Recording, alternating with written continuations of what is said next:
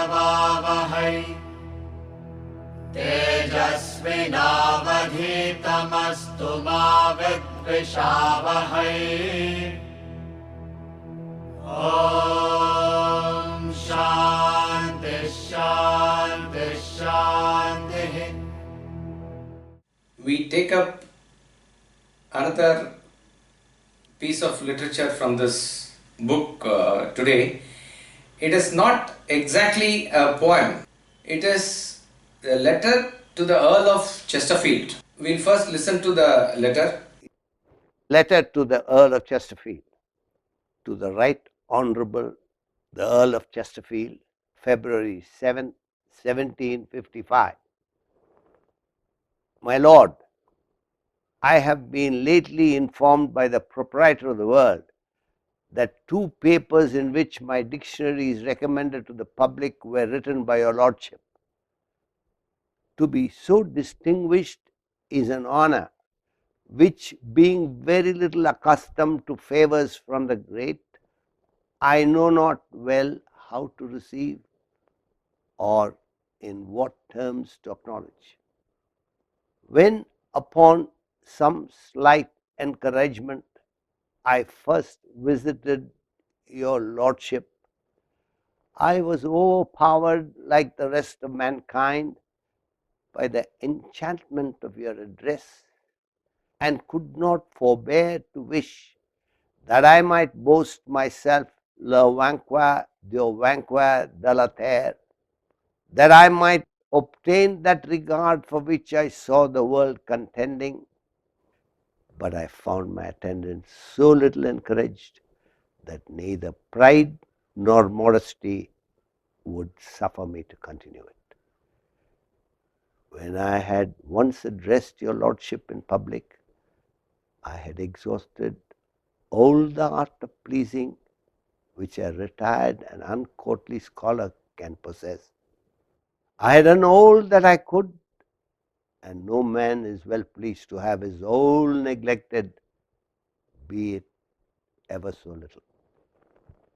7 years, my Lord, have now passed since I waited in your outward rooms, or was repulsed from your door, during which time I have been pushing on my work through difficulties of which it is useless to complain, and have brought it at last to the verge of publication without one act of assistance, one word of encouragement, or one smile of favor. Such treatment I did not expect, for I never had a patron before. The shepherd in Virgil grew at last acquainted with love and found him a native of the rocks. Is not a patron, my Lord, one who looks with unconcern on a man struggling for life in the water, and when he has reached ground, encumbers him with help? The notice which you have been pleased to take of my labours, had it been early, had been kind, but it has been delayed till I am indifferent and cannot enjoy it, till I am solitary and cannot impart it, till I am known and do not want it.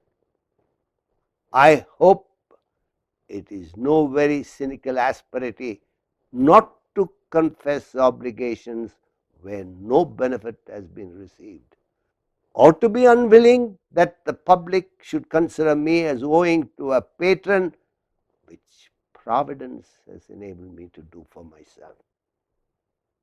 Having carried on my work thus far with so little obligation to any favourer of learning, I shall not be disappointed, though I should conclude it, if less be possible with less. For I have been long wakened from that dream of hope in which I once boasted myself with so much exultation. My Lord, your Lordship's most humble, most obedient servant, Sam Johnson. This alone is not a poem but a letter that has been included in this Select English Poems It is a letter written by the great Samuel Johnson, and we need to understand the background of this letter, and that is the essential aspect here. Samuel Johnson is a great literary genius, and he was commissioned to bring out dictionary. He is the first person to bring out English dictionary. Thanks to Samuel Johnson, that everybody is now able to understand this language, which is there in spoken many countries in this world, sort of like a universal language it has become, sort of, I am saying. And all this is due to the works of great people like Samuel Johnson. Now all these works, which are extremely hard work based on great thinking, research and various effort that you need to put in, you need actually the support of others in terms of patronage. And this is the universal law. That is why even in the traditional Varna system, a person who is supposed to be a true Brahmin has the right to seek donations, because if he is dedicated to doing introverted activities in terms of what is for the welfare of the whole society, for the whole world, he needs to be taken care of, obviously.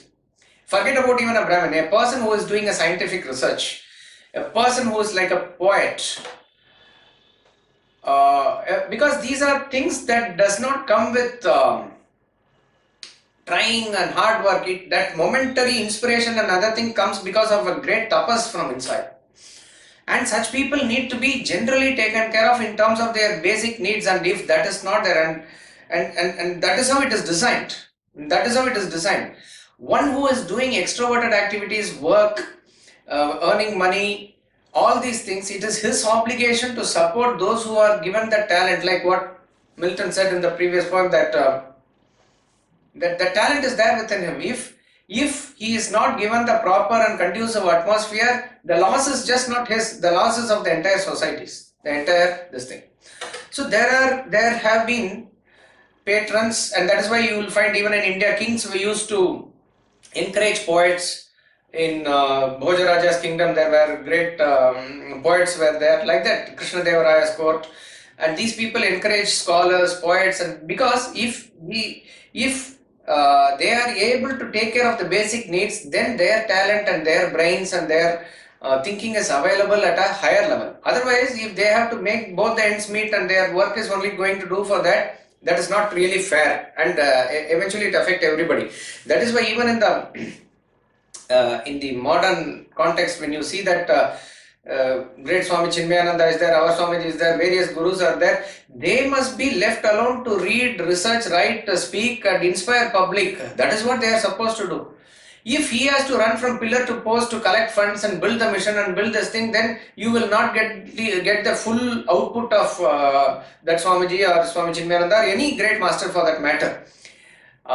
So therefore, whoever is the patron, whoever is capable, they must come forward to look after the temple or look after the place of these people, like that it is, so that they are able to build a ecosystem which is again giving back to the society. That is how it is. And even in England, it was like that, and very many people were sort of these patrons.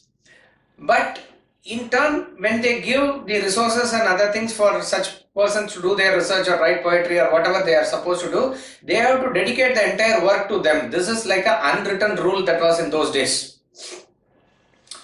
And the funds that were allotted to Samuel Johnson for compiling the dictionary, and the amount, the time in which he was supposed to finish was supposed within 2-3 years, something like that. It was in 1747 or something like that, it was commissioned.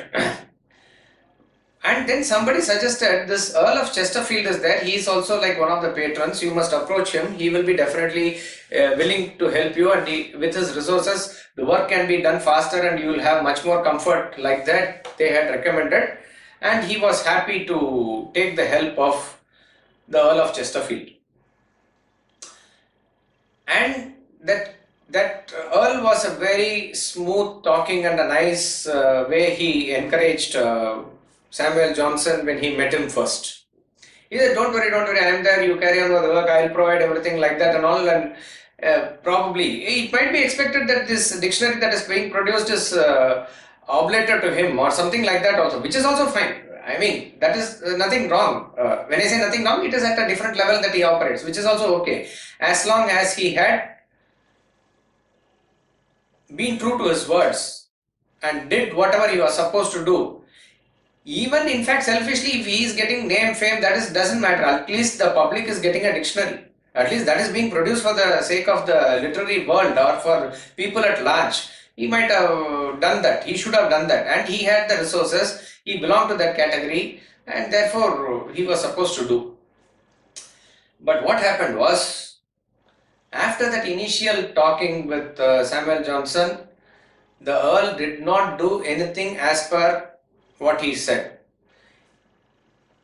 Daily, probably this Samuel Johnson would go. He was not allowed to meet at all. So that's why he says outward rooms and other thing. He was repulsed, and nothing was happening. And wherever he got a chance, he tried to praise. He tried to win the favor. He tried to remind him everything. He tried, but nothing worked. Literally nothing worked, and in and through, therefore, all the difficulties, Samuel Johnson was carrying along with the work. And instead of 2 years, it took 7 years or whatever after, and through hard work, now it is on the verge of publication. And once this Earl came to know about this, he wrote 2 letters to the news journal called The World, recommending the dictionary to the public. And from the proprietors of the news journal, Samuel Johnson came to know that the letters have been written by the Earl of Chesterfield. And this infuriated him. And that is how it should be. This is a rightful anger. It should be. And then he thought this sort of a thing has to be exposed. And that is his duty.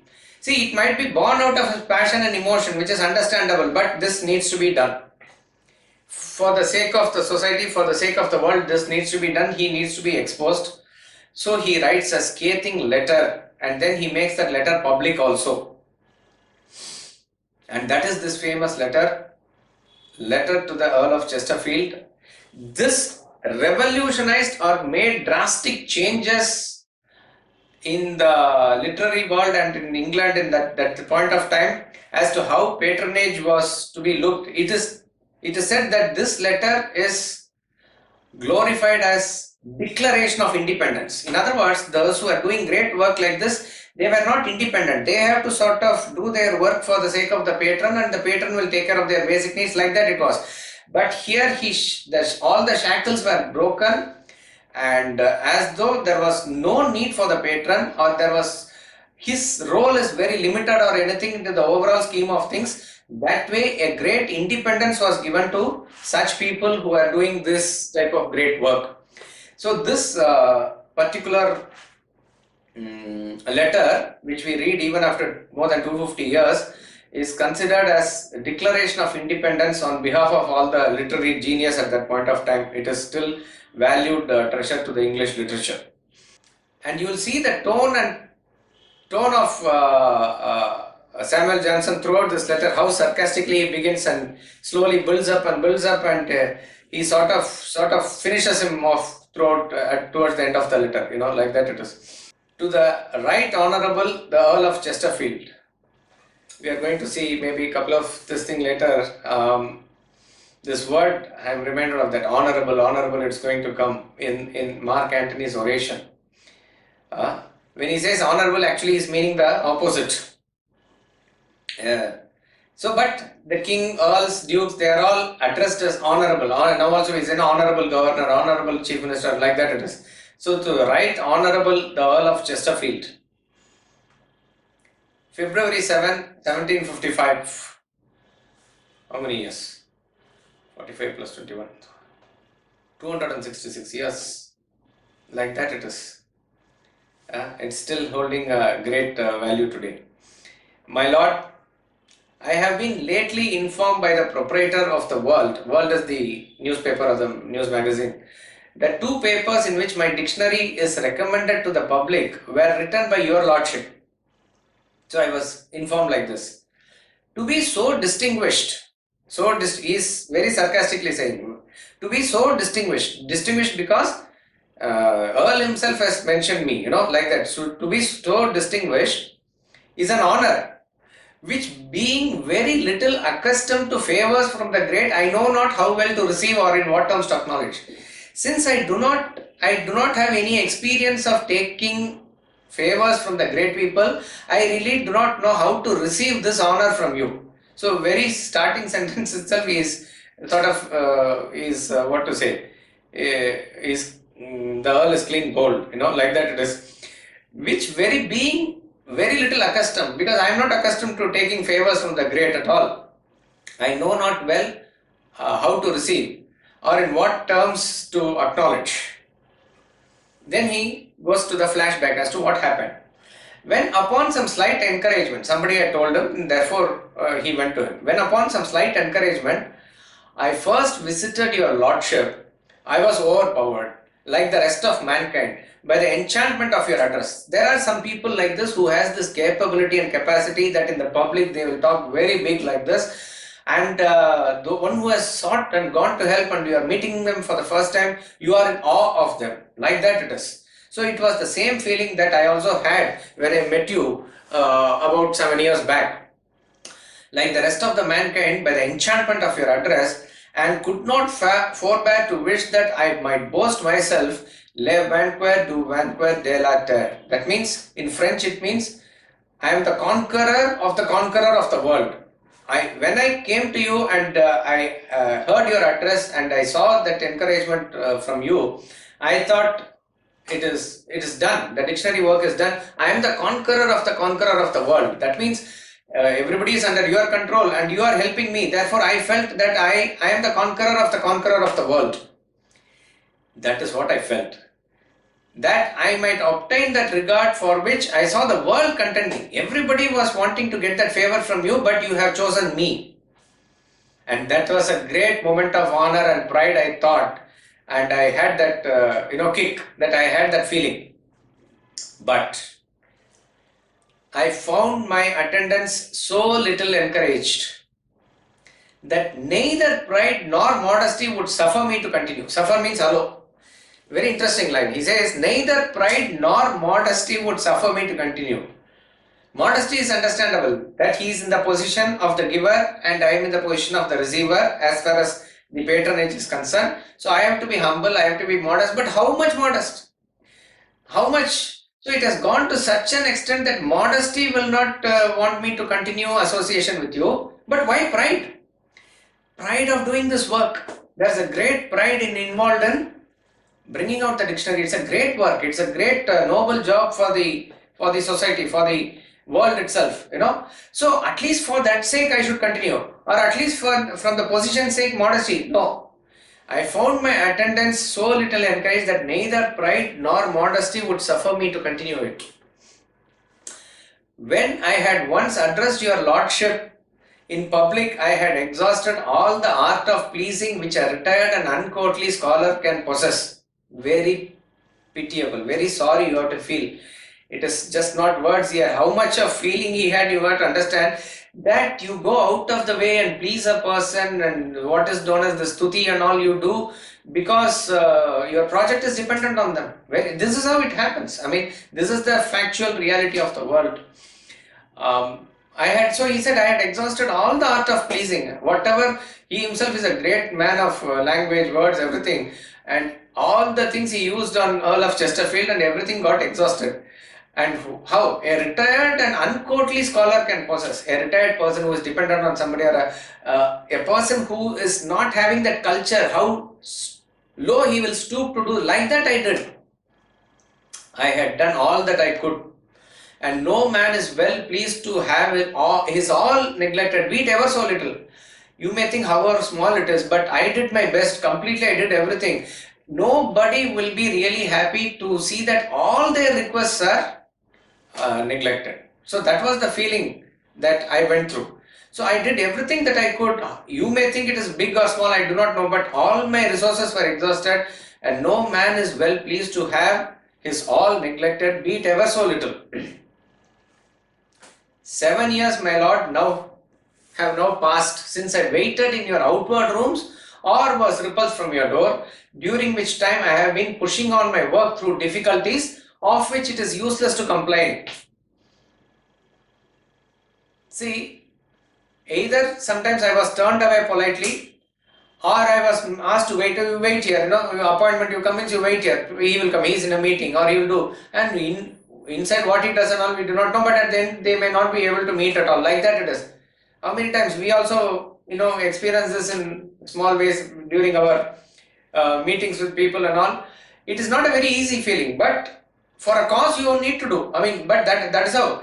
But this treatment is not expected. This is from our angle. You may say it's a sadhana. It is your karma yoga. You do whatever it is. But from that other person's point of view, from the patron's point of view, it is extremely wrong. It is extremely a very demeaning behavior. 7 years he has been doing like this. So either he was in the outward room or he was repulsed, during which time what he did, but he was patiently struggling and continuing his work, and that is the hallmark of a genius. A genius is defined, at least our Swamiji defines, as one who has got intelligence and industry, which is a rare combination. Those who are brilliant, those who are wise, those who see something and they can by heart something and they know left, right, everything, you usually find they are not extremely hardworking. And those who are extremely hardworking and industrious are not blessed with intelligence. Those who do both, that's a genius. Very rare are those people. And we see this, that he has not therefore given up hope or given up anything. He has been doing what he is supposed to do, which is through all the difficulties. And if you look at the life of any poet or any scientist or any person who is doing this inward research and other thing, because his energies and resources are not meant to do work and earn money. That is not what he is meant for. Not only that, their inclination will not be like that. Even great poets and saints like Tukaram and other things, he just cannot work. It is not that he did not want to protect his family. Even when he went to a sugarcane field to take care of it there, like a darwan there or a guard there, he would not be able to do that job. He will go only thinking of Panduranga doing, and that is what is the and if but for Tukaram, we would have lost all the great songs and the bhakti, and that is what he is meant to provide for the society. How can that person be working and working for building a house and other thing? That is how it is designed, and therefore you have to go through that. And those who are supposed to do that, that is their good fortune, we can say, that is their duty, we can say, that they must do it actually. And that is how, if you carefully analyze our Indian society function, those who are supposed to, even now the business community, you see, I'm just taking it for the sake of example, Marwaris or Chettiars in the south, they are the people who are still may give donations to all causes and like this, and they may do business, and that is what their talent is, that is what their Swadharma means. They have to do that, and that is their spirituality, that is their sadhana. And one who is supposed to do this, he is supposed to do this. That is how it is designed. Okay, a lion will kill the prey, and fox will have to steal from it and eat it. That's how the animal kingdom is designed. Like that, it might be a wrong example when I say steal, but each and everybody has to function according to their swadharma. That is the point. So he has been not bogged down in and through all these things. He is maintaining the inspiration to do that work, which is a very great work of bringing out the dictionary, of which he is saying it is useless to complain now. So that means he has sort of forgotten it and he was not wanting to do. But why is he writing this letter now? Because this letter is written, the public face that the Earl of Chesterfield shows now is as though he has been supportive of this. So that person needs to be exposed for the sake of society. Not only that, it might be that he is wanting the dictionary to be oblated to him now. We really do not know. Whatever be the case, this is not the right thing, and therefore that right anger he expresses is in the very right way, positive way. Maybe not personal, we do not know, but there may be a personal element to it, but there's a lot of impersonal attitude also there in this mind of Samuel Johnson. which it is useless to complain, and have brought at last to the verge of publication without one act of assistance, one word of encouragement, or one smile of favor. Not even, I'm there, man, don't worry, it will be done. I may not be able to help you now. Carry on with it. Like that, even a word of encouragement was not there. One smile was not there. Not even one act of assistance was there. You referred me to somebody or tell somebody else to help. Nothing like that was there. Such treatment I did not expect, for I never had a patron before. I did not expect, I did not know, because I never had if I had known about patrons before, probably I would have been prepared, or I would not have come to you. I did not expect, because I never had a patron before. The shepherd and Virgil grew at last acquainted with love and found him a native of the rocks. He is referring to the eclogue poems, which are pastoral village poems written in Latin 2000 years ago. Virgil is the poet, and he is talking about sad poems coming out of the mouth of a shepherd, I think named Manor or something, who is personifying love, who was wanting love, who was waiting for love. Ultimately, he found that love as a native of rocks means a heartless person. That's when he understood what love is. That means there's no such thing. He never understood what love is. He never got that emotion of love.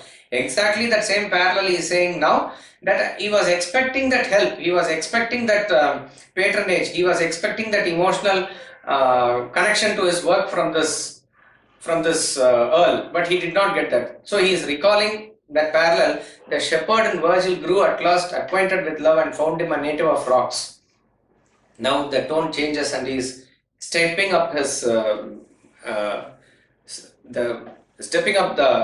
tirade against him. Is not a patron, my lord, who looks with unconcern on a man struggling for life in water, and when he has reached ground, encompass him with help. Is that a patron?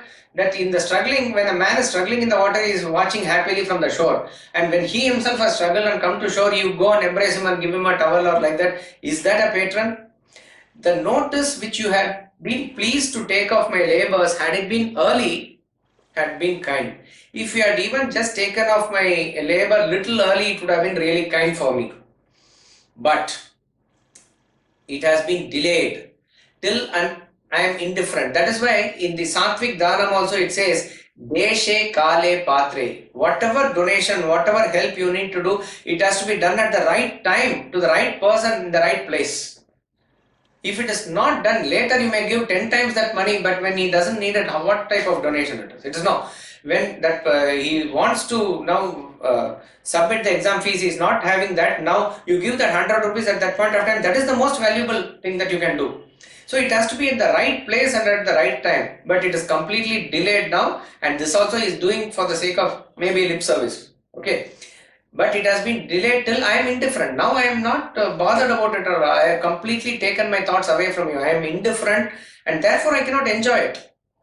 However nicely and even genuinely, if you had written that letter also, I just cannot enjoy it. Till I am solitary and cannot impart it. Samuel Johnson's wife died in 1752, in between all this work. So he lost that support also, with whom he can share, with whom he can pass on all these things, emotional companionship. That is not there. Therefore he says, I am solitary now and I cannot impart it. Who is there for me to share my happiness therewith?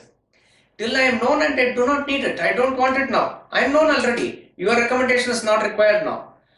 I hope it no very cynical asperity not to confess obligations where no benefit has been received, or to be unwilling that public should consider me as owing to a patron which Providence has enabled me to do for myself. Underline that sentence, Providence has enabled me.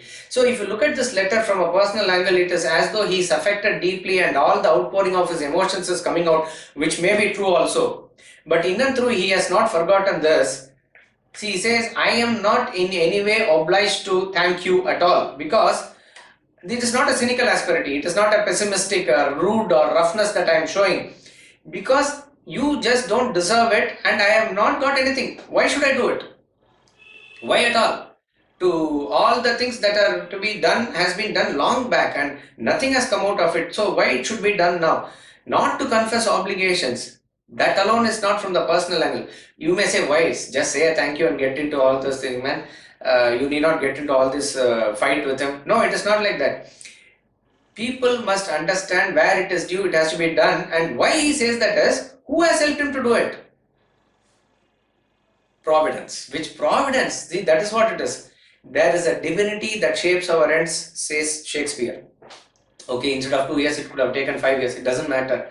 But always just keep your inspiration going. Whatever your mind is filled with that inspiration, keep that work doing. How and when and where the help will come, we do not know. But it will come and the work will continue. Because it is, you are in alignment. Your will is in alignment with his will. It's a great thing that a dictionary has to be brought out. Such a noble thing. So why will that work not get completed? So that is what is the deep thought, and therefore this letter has now gained a great value when he says, public should not consider me as owing to you, a patron, which the providence has enabled me to do for myself. It is the divinity that has helped me.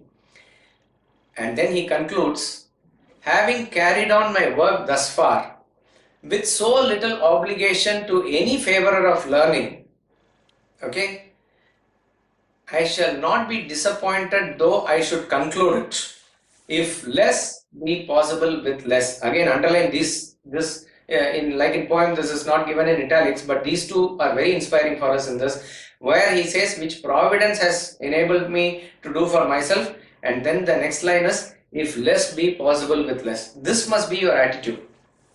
Always great things in the world start with a great Ganga will flow from a small trickle in the Gomukh or Gangotri there. Every great job is to be, you only rely on the power of the Atma within. Suppose for getting things done, you think in terms of building a big building, big trust, and bringing big people into that for the name of it.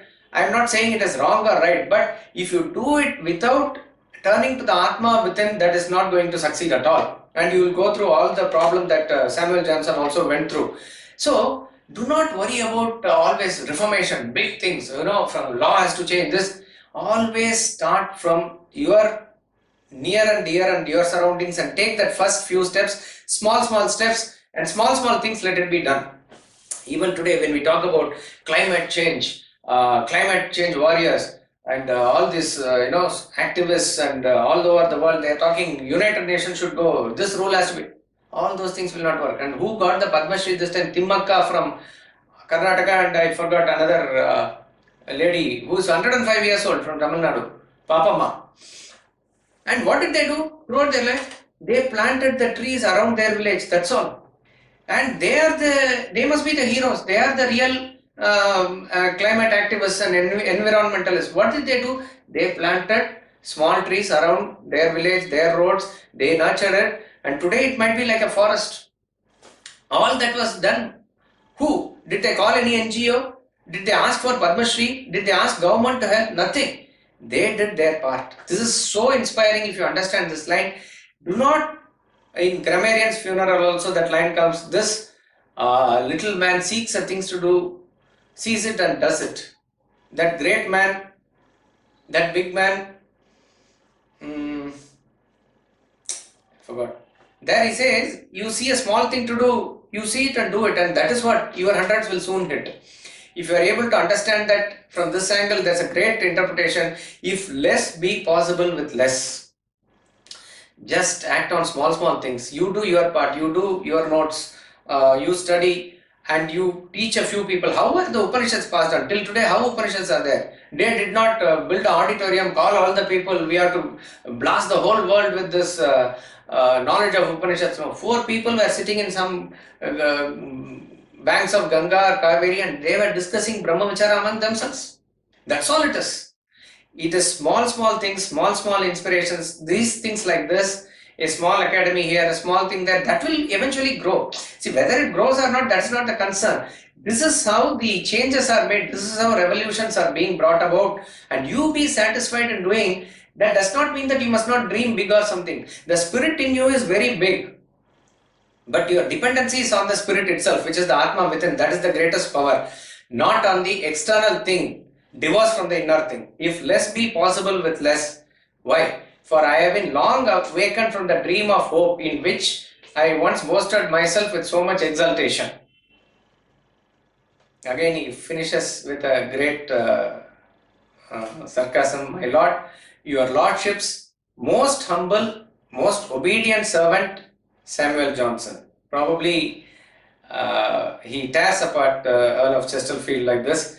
And what really is their relationship and how they reconcile later and all, we do not know. But that is the message and the power that is conveyed in this letter. We'll just finish with Swamiji's commentary here. Samuel Johnson was a literary genius. He published the first English dictionary.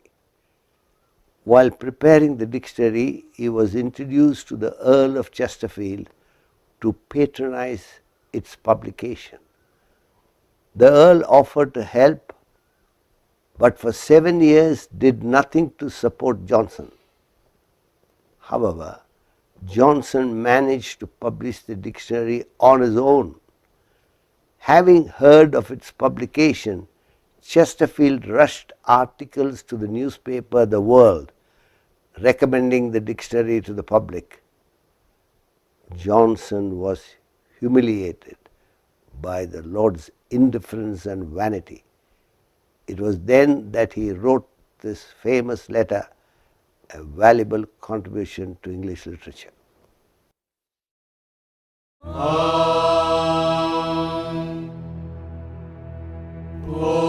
Purnamada Purnamidam Purnat Purnamudachyate Purnasya Purnamadaya Purnamevavashishyate.